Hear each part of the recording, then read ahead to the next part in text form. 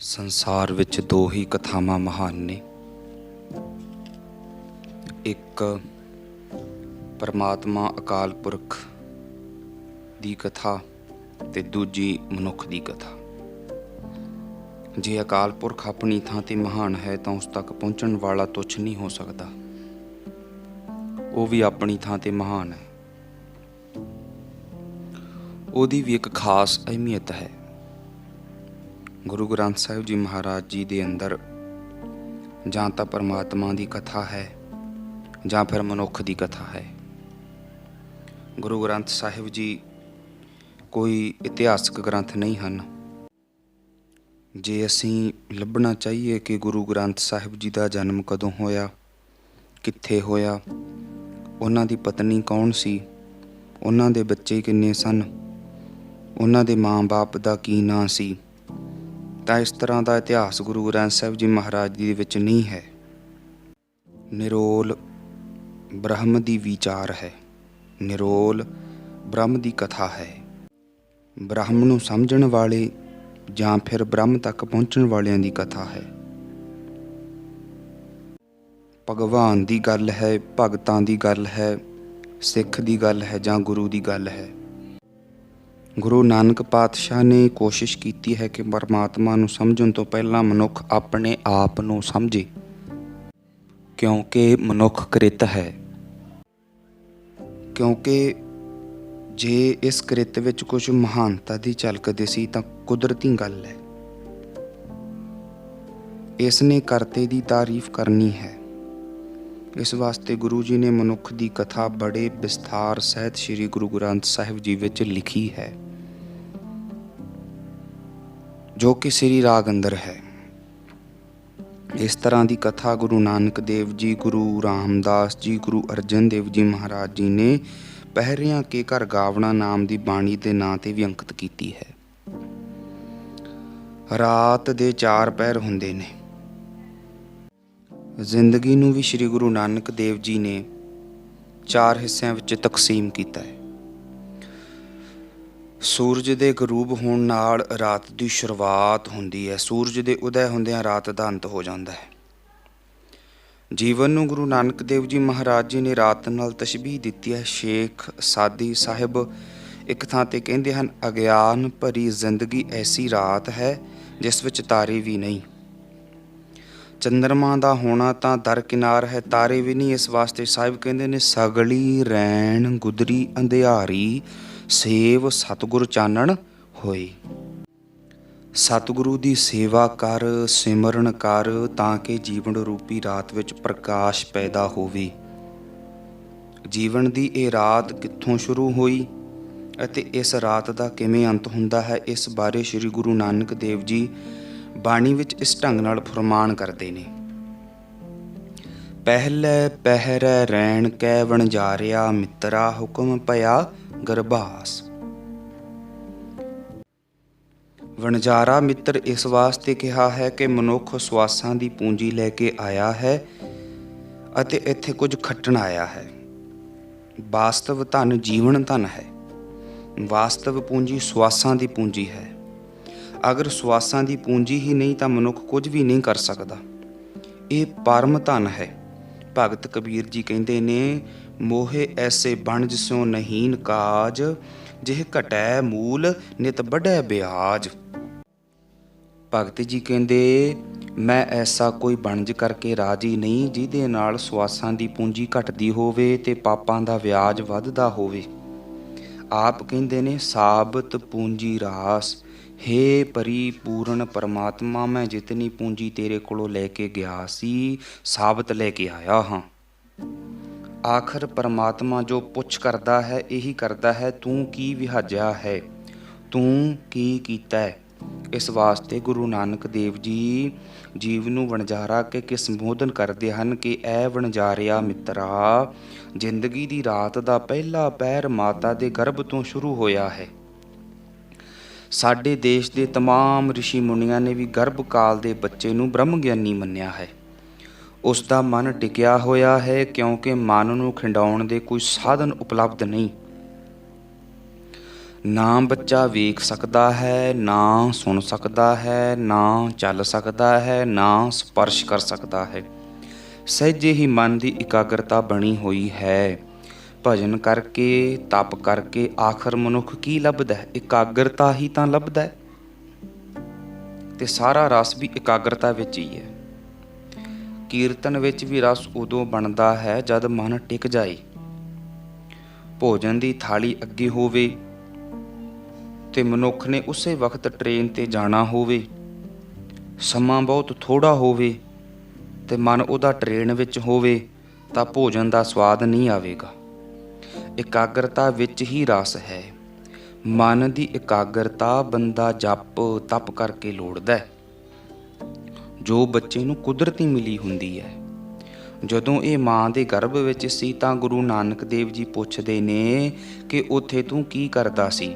ਪਹਿਲੇ ਪਹਿਰੇ ਰੈਣ ਕੈ ਵਣਜਾਰਿਆ ਮਿੱਤਰਾ, ਹੁਕਮ ਭਇਆ ਗਰਭਾਸ, ਉਰਦ ਤਪ ਅੰਤਰ ਕਰੇ ਵਣਜਾਰਿਆ ਮਿੱਤਰਾ, ਖਸਮ ਸੇਤੀ ਅਰਦਾਸ। ਤੂੰ ਖਸਮ ਨਾਲ ਜੁੜਿਆ ਹੋਇਆ ਸੀ, ਤੂੰ ਅੱਠੇ ਪਹਿਰ ਪ੍ਰਾਰਥਨਾ ਵਿੱਚ ਸੀ। ਖਸਮ ਸੇਤੀ ਅਰਦਾਸ ਵਖਾਣੈ, ਉਰਦ ਧਿਆਨ ਲਿਵ ਲਾਗਾ। ਜੈਸੀ ਕਲਮ ਬੁੜੀ ਹੈ ਮਸਤਕ, ਤੈਸੀ ਜੀੜੇ ਪਾਸ, ਕਹੋ ਨਾਨਕ ਪ੍ਰਾਣੀ ਪਹਿਲੇ ਪਹਿਰੇ, ਹੁਕਮ ਪਿਆ ਗਰਭਾਸ। ਪਹਿਲੇ ਪੈਰ ਮਨੁੱਖ ਨੂੰ ਨੀਂਦ ਨਹੀਂ ਆਉਂਦੀ। ਨੀਂਦ ਦੀ ਸ਼ੁਰੂਆਤ ਦੂਜੇ ਪਹਿਰ ਤੋਂ ਹੁੰਦੀ ਹੈ। ਤੀਜੇ ਪਹਿਰ ਵਿੱਚ ਨੀਂਦ ਬਹੁਤ ਗੂੜੀ ਹੋ ਜਾਂਦੀ ਹੈ। ਅਕਸਰ ਚੋਰ, ਯਾਰ, ਡਾਕੂ ਜਦ ਕੋਈ ਡਾਕਾ ਜਾਂ ਸੰਨ ਮਾਰਦੇ ਆ ਤਾਂ ਤੀਸਰੇ ਪਹਿਰ ਵਿੱਚ ਮਾਰਦੇ ਆ। ਸੋ ਪਹਿਲੇ ਪਹਿਰ ਵਿੱਚ ਮਨੁੱਖ ਦੀ ਚੇਤਨਾ ਪੂਰਨ ਰੂਪ ਵਿੱਚ ਜਾਗੀ ਹੋਈ ਸੀ। ਮਨ ਵਿੱਚ ਕੋਈ ਖੰਡਾਓ ਨਹੀਂ ਸੀ। ਜੀਵਨ ਦਾ ਪਹਿਲਾ ਪਹਿਰ ਮਾਤਾ ਦੇ ਗਰਭ ਵਿੱਚ ਬਤੀਤ ਹੋ ਗਿਆ। ਜ਼ਿੰਦਗੀ ਦੀ ਰਾਤ ਦਾ ਦੂਜਾ ਪਹਿਰ ਗੁਰੂ ਨਾਨਕ ਦੇਵ ਜੀ ਮਹਾਰਾਜ ਇਹਨਾਂ ਸ਼ਬਦਾਂ ਵਿੱਚ ਵਰਣਨ ਕਰਦੇ ਹੈ। ਦੂਜੇ ਪਹਿਰੇ ਰੈਣ ਕੈ ਵਣਜਾਰਿਆ ਮਿੱਤਰਾ, ਵਿਸਰ ਗਿਆ ਧਿਆਨ, ਹੱਥੋਂ ਹੱਥ ਨਚਾਈਐ ਵਣਜਾਰਿਆ ਮਿੱਤਰਾ, ਜਿਉ ਜਸੁਦਾ ਕਰ ਕਾਨ, ਹੱਥੋਂ ਹੱਥ ਨਚਾਈਐ ਪ੍ਰਾਣੀ, ਮਾਤ ਕਹਿ ਸੁਤ ਮੇਰਾ, ਚੇਤ ਅਚੇਤ ਮੂੜ ਮਨ ਮੇਰੇ, ਅੰਤ ਨਹੀਂ ਕਛ ਤੇਰਾ, ਜਿਨ ਰਚ ਰਚਿਆ ਤਿਸਹਿ ਨਾ ਜਾਣੈ, ਮਨ ਭੀਤਰ ਧਰ ਗਿਆਨ, ਕਹੋ ਨਾਨਕ ਪ੍ਰਾਣੀ ਦੂਜੇ ਪਹਿਰੇ ਵਿਸਰ ਗਿਆ ਧਿਆਨ। ਜਨਮ ਹੋਇਆ ਤੇ ਜੰਮਦਿਆਂ ਸਿਆਰ ਧਿਆਨ ਟੁੱਟ ਗਿਆ। ਇਕਾਗਰਤਾ ਭੰਗ ਹੋ ਗਈ। ਸਰੀਰ ਨੇ ਕੁਝ ਸਪਰਸ਼ ਕੀਤਾ, ਅੱਖਾਂ ਨੇ ਕੁਝ ਵੇਖਿਆ, ਕੰਨਾਂ ਵਿੱਚ ਕੁਝ ਆਵਾਜ਼ਾਂ ਦੀਆਂ ਧੁਨੀਆਂ ਪਈਆਂ, ਕੁਝ ਸੰਸਾਰ ਦੀਆਂ ਲਹਿਰਾਂ ਟਕਰਾਈਆਂ ਅਤੇ ਇਹ ਧਾਈਆਂ ਮਾਰ ਮਾਰ ਕੇ ਰੋ ਉੱਠਿਆ। ਪੰਛੀਆਂ ਦੇ ਬੱਚੇ ਜੰਮਦਿਆਂ ਹੀ ਚਹਿਚਕਾਉਂਦੇ ਨੇ। ਪਸ਼ੂਆਂ ਦੇ ਬੱਚੇ ਜੱਗ ਤੇ ਰੋਂਦਿਆਂ ਨਹੀਂ ਆਉਂਦੇ, ਸੰਸਾਰ ਵਿੱਚ ਖਾਮੋਸ਼ੀ ਨਾਲ ਆਉਂਦੇ ਹੈ। ਇੱਕੋ ਮਨੁੱਖ ਦਾ ਹੀ ਬੱਚਾ ਹੈ ਜੋ ਜੱਗ ਤੇ ਰੋਂਦਿਆਂ ਆਉਂਦਾ ਹੈ। ਭਗਤਾਂ ਨੇ ਇਹਦੇ ਸੰਬੰਧ ਵਿੱਚ ਬਹੁਤ ਮੁਤਾਲਿਆ ਕੀਤਾ। ਅੰਡਿਆਂ 'ਚੋਂ ਜਿਉਂ ਹੀ ਪੰਛੀਆਂ ਦੇ ਬੱਚੇ ਨਿਕਲਦੇ ਨੇ, ਗੀਤ ਗਾਉਂਦਿਆਂ ਸੰਸਾਰ ਵਿੱਚ ਆਉਂਦੇ ਆ।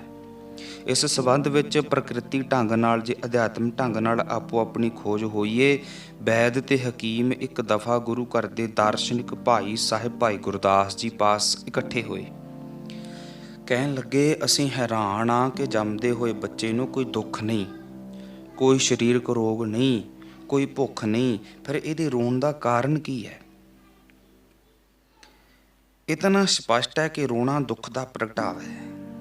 ਇਹ ਗੱਲ ਵੱਖਰੀ ਹੈ ਕਿ ਜਗਤ ਵਿੱਚ ਐਸਾ ਵੀ ਆਖਿਆ ਜਾਂਦਾ ਕਿ ਹੰਝੂ ਕੁਝ ਖੁਸ਼ੀ ਦੇ ਵੀ ਹੁੰਦੇ ਨੇ, ਪਰ ਐਸਾ ਕਤਈ ਨਹੀਂ ਹੁੰਦਾ। ਹੰਝੂਆਂ ਦਾ ਖੁਸ਼ੀ ਨਾਲ ਕੋਈ ਤਾਲੁਕ ਨਹੀਂ। ਹਾਂ, ਐਸਾ ਹੁੰਦਾ ਹੈ ਕਿ ਜਦ ਖੁਸ਼ੀ ਆਵੇ ਤਾਂ ਅੰਦਰ ਪਿਆ ਹੋਇਆ ਜਿਹੜਾ ਗਮ ਹੈ ਉਹਨੂੰ ਧੱਕਾ ਮਾਰਦੀ ਹੈ ਖੁਸ਼ੀ। ਗਮ ਜਾਂਦਾ ਹੈ ਹੰਝੂਆਂ 'ਤੇ ਅਸਵਾਰ ਹੋ ਕੇ। ਖੁਸ਼ੀ ਦੇ ਕੋਈ ਹੰਝੂ ਨਹੀਂ ਹੁੰਦੇ ਤੇ ਰੋਣਾ ਲਾਜ਼ਮੀ ਕਿਸੇ ਦੁੱਖ ਦੀ ਬੁਨਿਆਦ 'ਤੇ ਖੜ੍ਹਾ ਹੈ। ਭਾਈ ਸਾਹਿਬ ਦੱਸਦੇ ਨੇ, ਰੋਵੈ ਰਤਨ ਗਵਾਈ ਕੈ, ਮਾਇਆ ਮੋਹ ਅਨੇਰ ਗੁਬਾਰਾ, ਉਹ ਰੋਵੈ ਦੁੱਖ ਆਪਣਾ, ਹੱਸ ਹੱਸ ਗਾਵੈ ਸਭ ਪਰਿਵਾਰਾ। ਇਹ ਇੱਕ ਰਤਨ ਗਵਾ ਚੁੱਕਿਆ ਹੈ, ਜਿਸ ਕਾਰਨ ਇਹ ਰੋ ਰਿਹਾ ਹੈ। ਇਹਦੇ ਕੋਲ ਇੱਕ ਰਤਨ ਸੀ ਕਿ ਮਨ ਦੀ ਇਕਾਗਰਤਾ, ਮਨ ਦਾ ਟਿਕਾਓ, ਟਿਕੀ ਹੋਈ ਸੁਰਤ, ਲਿਵ ਛੁੜਕੀ ਲੱਗੀ ਤ੍ਰਿਸ਼ਨਾ, ਮਾਇਆ ਅਮਰ ਵਰਤਾਇਆ। ਜੰਮਦਿਆਂ ਸਾਰ ਲਿਵ ਟੁੱਟ ਗਈ। ਸੰਸਾਰ ਵਿੱਚ ਮਨ ਖਿੰਡ ਗਿਆ, ਧਾਈਆਂ ਮਾਰ ਕੇ ਰੂਠਿਆ, ਕਿਉਂਕਿ ਇਕਾਗਰਤਾ ਦਾ ਸੁੱਖ ਇਹ ਮਾਣ ਚੁੱਕਿਆ ਸੀ। ਸਾਰੀ ਉਮਰ ਜਪ ਤਪ ਕਰਕੇ ਬੰਦਾ ਇਕਾਗਰਤਾ ਨੂੰ ਲੱਭਦਾ। ਇਹ ਗੱਲ ਦਾ ਸਬੂਤ ਹੈ, ਇਸ ਗੱਲ ਦਾ ਸਬੂਤ ਹੈ ਕਿ ਮਨੁੱਖ ਦੇ ਅੰਦਰ ਇਹ ਰਸ ਮੌਜੂਦ ਹੈ। ਜਦ ਸੰਸਾਰ ਵਿੱਚ ਕੋਈ ਧਾਰਮਿਕ ਮੰਦਰ ਮੌਜੂਦ ਨਹੀਂ ਸੀ, ਕੋਈ ਧਾਰਮਿਕ ਉਦੇਸ਼ਕ ਨਹੀਂ ਸੀ, ਕੋਈ ਧਾਰਮਿਕ ਗ੍ਰੰਥ ਨਹੀਂ ਸੀ, ਤਾਂ ਸਭ ਤੋਂ ਪਹਿਲੇ ਮਨੁੱਖ ਅੰਦਰ ਪ੍ਰਭੂ ਮਿਲਣ ਦੀ ਪਿਆਸ ਪੈਦਾ ਹੋਈ ਹੋਵੇਗੀ। ਉਹ ਕਿਸ ਤਰ੍ਹਾਂ ਹੋਈ ਹੋਵੇਗੀ? ਦਰਅਸਲ ਇਕਾਗਰਤਾ ਦਾ ਰਸ ਜੋ ਉਸ ਦੇ ਅੰਦਰ ਹੈ ਸੀ, ਉਸ ਤੋਂ ਹੀ ਪ੍ਰੇਰਣਾ ਲੈ ਕੇ ਜਪ ਤਪ ਮਨੁੱਖ ਨੇ ਆਰੰਭ ਕੀਤਾ ਹੋਵੇਗਾ। ਜੰਮਦਿਆਂ ਸਾਰ ਉਹ ਆਪਣਾ ਦੁੱਖ ਰੋ ਰਿਹਾ ਹੈ। ਪਰਿਵਾਰ ਵਿੱਚ ਵਧਾਈਆਂ ਚੱਲਦੀਆਂ ਨੇ, ਲੱਡੂ ਵੰਡੇ ਜਾ ਰਹੇ ਨੇ, ਮੁੰਡੇ ਦਾ ਜਨਮ ਜੋ ਹੋਇਆ। ਪਰ ਭਾਈ ਸਾਹਿਬ ਕਹਿੰਦੇ ਨੇ ਉਸ ਰੋਂਦੇ ਬੱਚੇ ਨੂੰ ਤਾਂ ਪੁੱਛੋ ਉਹਦੇ ਦੁੱਖ ਦਾ ਮੂਲ ਕੀ ਹੈ। ਲਿਵ ਟੁੱਟ ਗਈ ਹੈ, ਧਿਆਨ ਭੰਗ ਹੋ ਗਿਆ ਹੈ, ਇਕਾਗਰਤਾ ਨਸ਼ਟ ਹੋ ਚੁੱਕੀ ਹੈ। ਸਹਿਜੇ ਸਹਿਜੇ ਹੋਰ ਰੋਣੇ ਪੈਦਾ ਹੋ ਜਾਂਦੇ ਨੇ। ਪਹਿਲੇ ਪਿਆਰ ਲੱਗਾ ਥਣ ਦੁੱਧ, ਦੂਜੇ ਮਾਏ ਬਾਪ ਕੀ ਸੁੱਧ। ਸਭ ਤੋਂ ਪਹਿਲਾਂ ਰੋਇਆ ਸੀ, ਇਕਾਗਰਤਾ ਭੰਗ ਹੋ ਗਈ, ਪਰ ਹੁਣ ਰੋਂਦਾ ਹੈ ਦੁੱਧ ਵਾਸਤੇ। ਮਾਂ ਬਾਪ ਵਾਸਤੇ ਰੋਇਆ, ਫਿਰ ਖਿਡੌਣਿਆਂ ਵਾਸਤੇ ਰੋਇਆ, ਤਾਲੀਮ ਵਾਸਤੇ ਰੋਇਆ, ਹੋਰ ਵੱਡਾ ਹੋਇਆ ਕੰਮ ਧੰਦਿਆਂ ਵਾਸਤੇ ਰੋਇਆ, ਵਿਆਹ ਵਾਸਤੇ ਰੋਇਆ, ਫਿਰ ਬੱਚੇ ਹੋਏ ਨੇ, ਬੱਚਿਆਂ ਦੇ ਰੋਣੇ ਵੱਧ ਗਏ। ਇਤਨੇ ਰੋਣੇ ਧੋਣੇ ਇਕੱਠੇ ਹੋ ਗਏ ਕਿ ਸਭ ਤੋਂ ਪਹਿਲਾਂ ਜਿਹੜਾ ਰੋਣਾ ਸੀ, ਇਹ ਰੋਇਆ ਸੀ, ਉਹ ਰੋਣਾ ਦਬ ਕੇ ਰਹਿ ਗਿਆ। ਮਨੁੱਖ ਇਸ ਵਾਸਤੇ ਹੀ ਸਤਸੰਗ ਵਿੱਚ ਆਉਂਦਾ ਹੈ ਕਿ ਸੰਸਾਰ ਦੇ ਇਹ ਸਾਰੇ ਰੋਣੇ ਇੱਕ ਪਾਸੇ ਕਰਕੇ ਉਹ ਰੋਣੇ ਨੂੰ ਨਵੇਂ ਸਿਰਜੋਂ ਸੁਰਜੀਤ ਕਰੀਏ। ਜੋ ਜ਼ਿੰਦਗੀ ਵਿੱਚ ਜਨਮ ਲੈਂਦਿਆਂ ਪਹਿਲੀ ਦਫਾ ਰੋਏ ਸੀ, ਸੱਚਮੁੱਚ ਉਹ ਜਿਹਾ ਰੋਣਾ ਬੜਾ ਅਜੀਬ ਹੈ, ਬੜਾ ਮਹਾਨ ਹੈ, ਕਦੀ ਕਦਾਈ ਹੀ ਕਿਸੇ ਦੀ ਝੋਲੀ ਵਿੱਚ ਪੈਂਦਾ ਹੈ। ਹਾਂ ਰਹਿ ਨਾ ਸਕਾਂ ਬਿਨ ਦੇਖੇ ਪ੍ਰੀਤਮਾ, ਮੈਂ ਨੀਰ ਵਹੇ ਵਹਿ ਚੱਲੇ ਜੀਓ। ਭਗਤ ਵੀ ਰੋਂਦੇ ਨੇ, ਪਰ ਉਦੋਂ ਜਦ ਸੰਸਾਰ ਦੇ ਰੋਣਿਆਂ ਨੂੰ ਉਹ ਇੱਕ ਪਾਸੇ ਕਰ ਦਿੰਦੇ ਨੇ, ਉਹ ਅਜ਼ੀਮ ਰੋਣਾ ਉਹਨਾਂ ਦੇ ਅੰਦਰੋਂ ਜਨਮ ਲੈਂਦਾ ਹੈ। ਸਾਹਿਬ ਸ੍ਰੀ ਗੁਰੂ ਨਾਨਕ ਦੇਵ ਜੀ ਦਾ ਫਰਮਾਨ ਹੈ ਕਿ ਜੀਵਨ ਦਾ ਦੂਜਾ ਪਹਿਰ ਖੇਡਦਿਆਂ ਹੀ ਬਤੀਤ ਹੋ ਗਿਆ, ਮਾਂ ਦੀ ਮਮਤਾ ਵਿੱਚ ਹੀ ਬਤੀਤ ਹੋ ਗਿਆ। ਦੁੱਧ ਤੇ ਖਿਡੌਣਿਆਂ ਦੀ ਖੇਡ ਨੇ ਦੂਜਾ ਪਹਿਰ ਲੰਘਾ ਦਿੱਤਾ। ਫਿਰ ਜੀਵਨ ਰੂਪੀ ਰਾਤ ਦਾ ਤੀਜਾ ਪਹਿਰ ਆਇਆ ਤੇ ਤੀਜੇ ਪਹਿਰ ਬੜੀ ਗੂੜੀ ਨੀਂਦ ਆਉਂਦੀ ਹੈ। ਡਾਕੇ ਵੀ ਰਾਤ ਦੇ ਤੀਜੇ ਪਹਿਰ ਨੂੰ ਹੀ ਪੈਂਦੇ ਨੇ। ਤੀਜੈ ਪਹਿਰੈ ਰੈਣ ਕੈ ਵਣਜਾਰਿਆ ਮਿੱਤਰਾ, ਧਨ ਜੋਬਨ ਸਿਉ ਚਿੱਤ, ਹਰ ਕਾ ਨਾਮ ਨਾ ਚਿੱਤ ਹੀ ਵਣਜਾਰਿਆ ਮਿੱਤਰਾ, ਬੱਧਾ ਛੁੱਟ ਹੈ ਜਿੱਤ। ਜਵਾਨ ਹੋ ਗਿਆ, ਜੀਵਨ ਰੂਪੀ ਰਾਤ ਦਾ ਇਹ ਤੀਜਾ ਪਹਿਰ ਹੈ। ਸਾਰੀ ਚੇਤਨਾ ਧਨ ਤੇ ਜੋਬਨ ਦੇ ਆਲੇ ਦੁਆਲੇ ਦੀ ਪ੍ਰਕਰਮਾ ਕਰਦੀ ਹੈ। ਜ਼ਿੰਦਗੀ ਦਾ ਮਨੋਰਥ ਧਨ ਤੇ ਜੋਬਨ, ਹੋਰ ਕੁਝ ਵੀ ਨਹੀਂ। ਧਨ ਤੇ ਜੋਬਨ ਦੀ ਸੇਜਾ ਉੱਤੇ ਗੂੜਾ ਸੁੱਤਾ ਹੋਇਆ ਹੈ, ਕੁਝ ਵੀ ਖਬਰ ਨਹੀਂ, ਕੁਝ ਵੀ ਬੋਧ ਨਹੀਂ। ਔਰ ਕਹਿੰਦੇ ਨੇ ਕਿ ਕਿਸੇ ਨੌਜਵਾਨ ਨੂੰ ਧਰਮ ਕਰਮ ਦੀ ਸਿੱਖਿਆ ਦੀਖਿਆ ਦੇਣੀ ਬੜੀ ਔਖੀ ਗੱਲ ਹੈ। ਜਵਾਨੀ ਇੰਜ ਸਮਝ ਲਓ ਜਿਵੇਂ ਦਰਿਆ ਹੜ੍ਹ 'ਤੇ ਆਇਆ ਹੋਵੇ। ਜਦ ਦਰਿਆ ਹੜ੍ਹ 'ਤੇ ਆਇਆ ਹੋਵੇ ਤਾਂ ਬੇੜੀ ਠੱਲਣੀ ਬੜੀ ਔਖੀ ਹੈ। ਈਰਾਨ ਦਾ ਪ੍ਰਸਿੱਧ ਸੰਤ ਕਹਿੰਦਾ ਹੈ, ਦਰ ਜਵਾਨੀ ਤੌਬਾ ਕਰਦਨ ਸੀਰ ਤੇ ਪੈਗੰਬਰੀ। ਕੋਈ ਮਨੁੱਖ ਜਵਾਨੀ ਵਿੱਚ ਗੁਨਾਹਾਂ ਤੋਂ ਤੌਬਾ ਕਰੇ, ਉਹਦੀ ਸੀਰਤ ਪੈਗੰਬਰਾਂ ਵਰਗੀ ਹੈ, ਉਹ ਤਾਂ ਪੂਰਨ ਅਵਤਾਰੀ ਪੁਰਸ਼ ਹੈ। ਪਰ ਜੋ ਬੁਢਾਪੇ ਵਿੱਚ ਗੁਨਾਹਾਂ ਤੋਂ ਤੌਬਾ ਕਰੇ, ਉਸ ਨੂੰ ਸ਼ੇਖ ਸ਼ਾਦੀ ਸਾਹਿਬ ਕਹਿੰਦੇ ਹੈ, ਵਕਤ ਪੀਰੀ ਗੁਰਗ ਜ਼ਾਲਮ ਮੇ ਸ਼ਬਦ ਪਰਹੇਜ਼ਗਾਰ। ਉਹ ਇੰਝ ਹੈ ਜਿਵੇਂ ਕੋਈ ਬੁੱਢਾ ਬਘਿਆੜ ਭੇਡਾਂ ਨੂੰ ਆਖੇ ਕਿ ਐ ਭੇਡੋ, ਤੁਸੀਂ ਮੈਥੋਂ ਨਾ ਡਰੋ, ਮੈਂ ਤੁਹਾਨੂੰ ਨਹੀਂ ਪਕੜਦਾ। ਹੁਣ ਕੀ ਪਕੜਨਾ? ਪਕੜੀਆਂ ਹੀ ਨਹੀਂ ਜਾਂਦੀਆਂ, ਗੁਨਾਹ ਹੁੰਦੇ ਨਹੀਂ। ਲੇਕਿਨ ਬੁੱਢਾ ਮਨੁੱਖ ਕਹਿ ਦਿੰਦਾ ਹੈ ਕਿ ਮੈਂ ਗੁਨਾਹਾਂ ਦਾ ਤਿਆਗ ਕੀਤਾ ਹੈ। ਗੁਨਾਹਾਂ ਦਾ ਉਸਨੇ ਤਿਆਗ ਨਹੀਂ ਕੀਤਾ, ਗੁਨਾਹ ਹੀ ਉਸ ਨੂੰ ਤਿਆਗ ਕੇ ਚਲੇ ਗਏ ਨੇ। ਗੁਨਾਹ ਨੇ ਬੈਠਣਾ ਸੀ ਹੱਥਾਂ ਵਿੱਚ, ਕੰਨਾਂ ਵਿੱਚ, ਅੱਖਾਂ ਵਿੱਚ, ਨਾਸਾਂ ਵਿੱਚ। ਇਹ ਤਾਂ ਹੁਣ ਸਾਰੀਆਂ ਹੀ ਕੁਰਸੀਆਂ ਟੁੱਟ ਪਈਆਂ ਨੇ, ਟੁੱਟ ਗਈਆਂ ਨੇ। ਗੁਨਾਹ ਬੈਠਣ ਕਿੱਥੇ? ਸਤਿਗੁਰੂ ਦਾ ਫਰਮਾਨ ਹੈ, ਫਰੀਦਾ ਉਮਰ ਸੁਹਾਵੜੀ ਸੰਗ ਸਵੰਨੜੀ ਦੇ, ਵਿਰਲੇ ਕੇਈ ਪਾਇਨ ਜਿਨ੍ਹਾਂ ਪਿਆਰੇ ਨੇ। ਨੌਜਵਾਨ ਉਮਰ ਹੋਵੇ, ਕੰਚਨ ਵਰਗੀ ਕਾਇਆ ਹੋਵੇ, ਸੁੰਦਰਤਾ ਹੋਵੇ, ਕਿਸੇ ਬਿਰਲੇ ਦੀ ਰਸਨਾ ਤੋਂ ਪ੍ਰਭੂ ਦੇ ਗੀਤ ਨਿਕਲਦੇ ਨੇ। ਤੀਜੈ ਪਹਿਰੈ ਰੈਣ ਕੈ ਵਣਜਾਰਿਆ ਮਿੱਤਰਾ, ਧਨ ਜੋਬਨ ਸਿਉ ਚਿੱਤ, ਹਰ ਕਾ ਨਾਮ ਨ ਚੇਤਿ ਵਣਜਾਰਿਆ ਮਿੱਤਰਾ, ਬੱਧਾ ਛੁਟ ਹੈ ਜਿੱਤ, ਹਰ ਕਾ ਨਾਮ ਨ ਚੇਤੈ ਪ੍ਰਾਣੀ, ਬਿਕਲ ਭਇਆ ਸੰਗ ਮਾਇਆ, ਧਨ ਸਿਉ ਰੱਤਾ ਜੋਬਨ ਮਤਾ, ਅਹਿਲਾ ਜਨਮ ਗਵਾਇਆ, ਧਰਮ ਸੇਤੀ ਵਾਪਾਰ ਨਾ ਕੀਤੋ, ਕਰਮ ਨਾ ਕੀਤੋ ਮਿੱਤ, ਕਹੋ ਨਾਨਕ ਤੀਜੈ ਪਹਿਰੈ ਪਹਿਲੇ ਪੈਰਾਣੀ, ਧਨ ਜੋਬਨ ਸਿਉ ਚਿੱਤ। ਜ਼ਿੰਦਗੀ ਦੀ ਰਾਤ ਦਾ ਤੀਜਾ ਪਹਿਰ ਧਨ ਜੋਬਨ ਦੀ ਚੇਤਵਨੀ ਵਿੱਚ ਲੰਘ ਗਿਆ, ਧੁੱਪ ਨਿੰਦਰਾ ਵਿੱਚ। ਫਿਰ ਜੀਵਨ ਰੂਪੀ ਰਾਤ ਦਾ ਚੌਥਾ ਪਹਿਰ ਆਇਆ। ਚੌਥੇ ਪਹਿਰ ਵਿੱਚ ਪਹੁ ਫੁੱਟਦੀ ਹੈ, ਕੇਸਾਂ ਦੀ ਸਫੈਦੀ, ਵਾਲਾਂ ਦਾ ਚਿੱਟਾ ਹੋਣਾ, ਇਹ ਪਹੁ ਦਾ ਫੁੱਟਣਾ ਹੈ। ਇਹ ਰਾਤ ਦੀ ਸਫੈਦੀ ਇਸ ਗੱਲ ਦਾ ਸਬੂਤ ਹੈ ਕਿ ਰਾਤ ਦਾ ਅੰਤ ਹੋਣ ਲੱਗਾ ਹੈ, ਰਾਤ ਜਾਣ ਲੱਗੀ ਹੈ। ਸ਼੍ਰੀ ਗੁਰੂ ਨਾਨਕ ਦੇਵ ਜੀ ਮਹਾਰਾਜ ਕਹਿੰਦੇ ਨੇ, ਚੌਥੇ ਪਹਿਰੈ ਰੈਣ ਕੈ ਵਣਜਾਰਿਆ ਮਿੱਤਰਾ, ਲਾਵੀ ਆਇਆ ਖੇਤ, ਜਾ ਜਮ ਪਕੜ ਚਲਾਇਆ ਵਣਜਾਰਿਆ ਮਿੱਤਰਾ, ਕਿਸੈ ਨਾ ਮਿਲਿਆ ਭੇਤ, ਭੇਤ ਚੇਤ ਹਰ ਕਿਸੈ ਨਾ ਮਿਲਿਓ, ਜਾ ਜਮ ਪਕੜ ਚਲਾਇਆ, ਝੂਠਾ ਰੁਦਨ ਹੁਆ ਦੁਆਲੈ, ਖਿਨ ਮਹਿ ਭਇਆ ਪਰਾਇਆ। ਜ਼ਿੰਦਗੀ ਦੀ ਖੇਤੀ ਪੱਕ ਗਈ, ਵੱਢਣ ਵਾਸਤੇ ਲਾਵੇ ਆ ਗਏ, ਜੀਵਨ ਦੀ ਰਾਤ ਦਾ ਅੰਤ ਹੋਣ ਲੱਗਾ, ਕਿਉਂਕਿ ਮੌਤ ਰੂਪੀ ਸੂਰਜ ਚੜ੍ਹਨ ਵਾਲਾ ਹੈ, ਪੌ ਫੁੱਟਣ ਲੱਗੀ ਹੈ। ਪਰ ਹੁਣ ਸਵਾਲ ਇਹ ਪੈਦਾ ਹੁੰਦਾ ਕਿ ਅੱਗੇ ਕੀ ਹੋਇਆ ਹੈ, ਕਿਉਂਕਿ ਘਰ ਦੇ ਵਿੱਚ ਤਾਂ ਝੂਠਾ ਰਦਨ ਹੋ ਗਿਆ, ਰੋਣਾ ਪਿੱਟਣਾ ਹੋ ਗਿਆ, ਪਰ ਉਹ ਅੱਗੇ ਕਿੱਥੇ ਚਲਾ ਗਿਆ ਇਹ ਕਿਸੇ ਨੂੰ ਖਬਰ ਨਹੀਂ। ਅੱਗੇ ਕੀ ਹੋਇਆ? ਪਾਤਸ਼ਾਹ ਫਰਮਾਨ ਕਰਦੇ ਨੇ, ਸਾਈ ਵਸਤ ਪ੍ਰਾਪਤ ਹੋਈ, ਜਿਸ ਸੋਂ ਲਾਇਆ ਹੇਤ, ਕਹੋ ਨਾਨਕ ਪ੍ਰਾਣੀ, ਚੌਥੇ ਪਹਿਰੈ ਲਾਵੀ ਲੁਣਿਆ ਖੇਤ।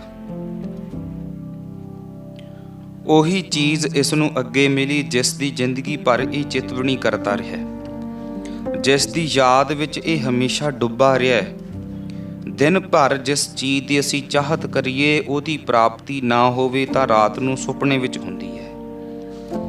ਕੁਦਰਤ ਨੇ ਐਸਾ ਇੰਤਜ਼ਾਮ ਕਰ ਰੱਖਿਆ, ਦਿਨ ਨੂੰ ਕਿਸੇ ਦਾ ਕਤਲ ਕਰਨਾ ਚਾਹਿਆ ਸੀ, ਨਹੀਂ ਕਰ ਸਕੇ, ਕਾਨੂੰਨ ਤੋਂ ਡਰ ਕੇ, ਸਮਾਜ ਤੋਂ ਡਰ ਕੇ, ਪਰ ਰਾਤ ਨੂੰ ਮਨੁੱਖ ਸੁਪਨੇ ਵਿੱਚ ਕਤਲ ਕਰੇਗਾ। ਦਿਨ ਭਰ ਦੁਰਾਚਾਰ ਦਾ ਚਿੰਤਨ ਚੱਲਦਾ ਰਿਹਾ, ਨਹੀਂ ਕਰ ਸਕਿਆ, ਰਾਤ ਨੂੰ ਸੁਪਨੇ ਵਿੱਚ ਕਰੇਗਾ। ਇਸੇ ਤਰੀਕੇ ਨਾਲ ਜੇ ਦਿਨ ਭਰ ਇਸ ਦੀ ਯਾਦ ਰਹੀ ਹੈ ਕਿ ਪਰਮਾਤਮਾ ਦਾ ਮਿਲਾਪ ਹੋਵੇ, ਗੁਰੂ ਦਾ ਮਿਲਾਪ ਹੋਵੇ, ਪਰ ਨਹੀਂ ਮਿਲਾਪ ਹੋ ਸਕਿਆ, ਤਾਂ ਰਾਤ ਨੂੰ ਸੁਪਨੇ ਵਿੱਚ ਗੱਲ ਬਣ ਗਈ। ਚੰਗੇ ਤੇ ਮਾੜੇ ਸੁਪਨੇ ਇਸ ਗੱਲ ਦਾ ਸਬੂਤ ਨੇ ਕਿ ਮਨੁੱਖ ਦੇ ਅੰਦਰ ਚੰਗਾ ਤੇ ਮਾੜਾ ਕੀ ਹੈ। ਦਿਨ ਭਰ ਦਾ ਚਿੰਤਨ ਰਾਤ ਨੂੰ ਸੁਪਨਿਆਂ ਨੂੰ ਜਨਮ ਦਿੰਦਾ ਹੈ। ਜਿਸ ਤਰ੍ਹਾਂ ਦਿਨ ਭਰ ਦੀ ਚਿਤਵਣੀ ਰਾਤ ਨੂੰ ਸੁਪਨਿਆਂ ਵਿੱਚ ਪ੍ਰਗਟ ਹੁੰਦੀ ਹੈ, ਇਸੇ ਤਰ੍ਹਾਂ ਸਮੁੱਚੀ ਜ਼ਿੰਦਗੀ ਭਰ ਦੀ ਚਾਹਤ ਜੋ ਮੌਤ ਦੇ ਸਮੇਂ ਤੇ ਆਣ ਕੇ ਪ੍ਰਗਟ ਹੁੰਦੀ ਹੈ, ਉਹ ਚਿਤਵਣੀ ਮਰਨ ਲੱਗਿਆਂ ਸਾਹਮਣੇ ਆ ਕੇ ਖੜ ਜਾਂਦੀ ਹੈ। ਸਾਰਾ ਜੀਵਨ ਅਗਰ ਧਨ ਦੇ ਚਿੰਤਨ ਵਿੱਚ ਬਤੀਤ ਕੀਤਾ ਤਾਂ ਮਰਦਿਆਂ ਹੋਇਆਂ ਵੀ ਧਨ ਚੇਤੇ ਆਊਗਾ।